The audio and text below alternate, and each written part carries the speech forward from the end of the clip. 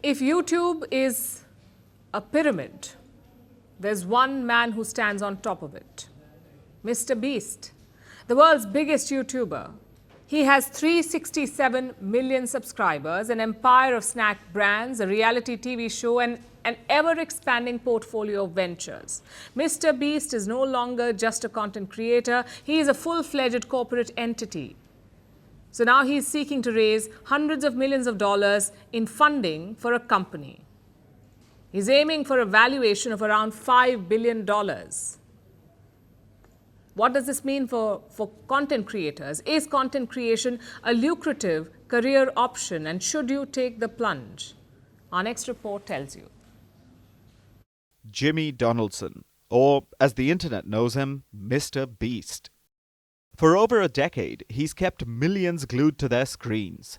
His rise to fame is the stuff of internet legends. Like countless hopeful creators, he started small, filming low-budget videos from his bedroom, obsessing over the YouTube algorithm. His early content included gameplay commentaries and reaction videos. But in 2017 came a breakthrough.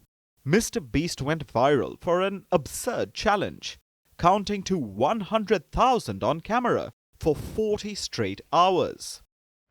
From there, the formula evolved. Bigger stunts, larger cash prizes, and an ever-growing production budget. His videos blurred the line between reality TV and online content. But the genius of MrBeast wasn't his ability to attract views, it was his reinvestment strategy. This made his channel a crowd favorite, and MrBeast became the biggest YouTuber.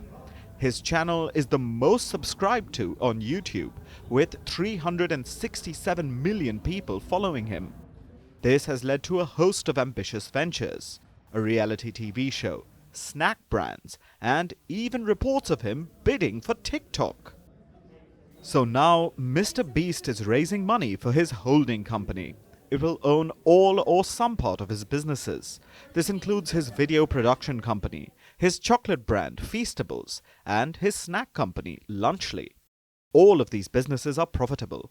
They generated over $400 million in sales in 2024. So MrBeast is looking to raise hundreds of millions of dollars in a funding round. It could value his company at $5 billion. The rise of MrBeast raises a broader question. Is content creation now a legitimate profession? For years, traditionalists dismissed YouTube as a hobby, a digital playground for teenagers with webcams. But in 2025, it's a bona fide industry. There's billion-dollar valuations, lucrative sponsorships, and professional-grade production teams. So the economics of YouTube have shifted. Success now requires more than just a camera and charisma. Millions have left their careers to become content creators. The creator economy has grown into a $250 billion industry. By the year 2027, it could be worth $500 billion. Around 300 million people are creating content. Among the American youth, influencer is now ranked one of the most popular career aspirations. In India too, the creator economy is valued at $976 million. It's expected to reach $3.9 billion by 2030. According to a 2024 survey, India has around 2.5 to 3.5 million influencers. About 150,000 are able to monetize their content. Yet, for every MrBeast, there are millions who fail. The dream of making a living on YouTube or TikTok is enticing, but the reality is ruthless. Algorithm changes can destroy livelihoods overnight. Ad revenue is fickle. Burnout is rampant. Creators who rely solely on platform payouts are at the mercy of corporations whose priorities can shift in an instant. Even MrBeast has acknowledged this, the constant toll it takes on his well-being. So, should you take the plunge? The answer depends on what you want, whether you're in it for fame, passion, or financial stability. Success on the internet, like off it, is a mix of skill, timing, and sheer luck. The vast majority of creators will never reach MrBeast's level, but that doesn't mean content creation isn't a viable career. Whether or not MrBeast's $5 billion valuation holds up, one thing is clear. The business of content creation is only getting bigger.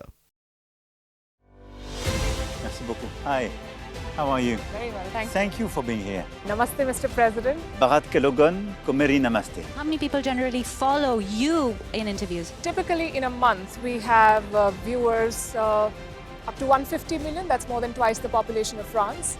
And in the last 2 years, we had 3 billion viewers. So I say, Laurent, this is your chance to be famous. You're on Firstpost. One word to describe your equation with Prime Minister Modi. Amitié. As India and France work together, are you creating a new era of non-alignment in the technology space? India is a training superpower. 1 million engineers a year, more than all of Europe and the US combined. So we have that partnership.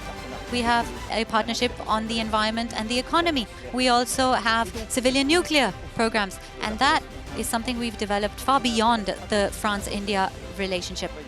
So we want to work together on AI. And then comes China with its DeepSeek, creating models at a fraction of the cost. Did that innovation take you by surprise? Did that breakthrough make you sit up and think, what did the Chinese do and how? But what did DeepSeek do? They took everything that was already available from the last AI model, and then they recalibrated it. So are you going to ban Chinese AI in France? So we don't have this American approach of banning tech because of where it comes from.